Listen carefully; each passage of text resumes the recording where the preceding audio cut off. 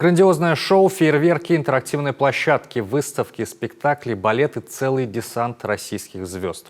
Афиша праздничных мероприятий к столетию Коми пестрит событиями. Отмечать свой юбилей республика начнет уже завтра. О главном культурном событии года Дарья Вологжанина. Подготовка к юбилею Коми вышла на финишную прямую. Мероприятия пройдут во всех уголках республики, и каждый житель региона сможет ощутить этот праздник. Завтра стартует гастрономический фестиваль финно-угорских народов «Шаньгафест». 17 августа свои двери откроют музей, библиотеки, национальная галерея. А выставка «Усть-Цильма. Открывая заново» будет интересной, пожалуй, каждому, кто любит историю своего края. Нам удалось организовать выставку «Усть-Цильма. Открывая заново» с ведущими этнографическими музеями России. Это Российский этнографический музей Санкт-Петербург и музей антропологии и этнографии имени Петра Великого «Кунсткамера». Коллекции «Кунсткамеры» мы представляем в залах Национального музея впервые. Выставка не случайно посвящена Усть-Цильме, потому что в этом году Усть-Цильма стала столицей серебряного ожерелья России. Для нашего региона, я думаю, для развития туристического потенциала нашего региона это является такой важной задачей.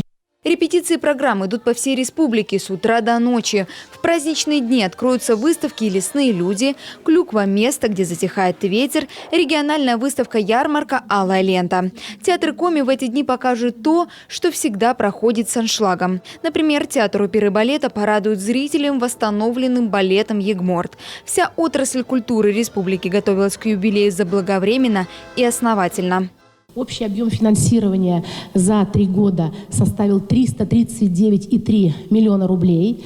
То есть это федеральный бюджет 176,58 миллионов рублей, средства республиканского бюджета 143 миллиона рублей и внебюджетные источники 19,5 миллионов. Вот такой, наверное, большой, на мой взгляд, финансовый охват всех наших мероприятий был за последние 3 года. Основной день празднования, конечно, 22 августа, День Республики Коми. С утра концерты, интерактивные площадки, фестиваль семейного отдыха. В 18 часов начнется грандиозное шоу «Коми. Соединяя времена». На Стефановской площади установят сцену длиной 80 метров, размер экрана 350 квадратных метров. И все, что происходит на сцене, можно будет увидеть со всех сторон площади. Мы хотели бы отразить в программе определенные исторические события и, соответственно, артисты, которые примут участие своим репертуаром, органично нам расскажут о каких-то событиях, людях, явлениях, чем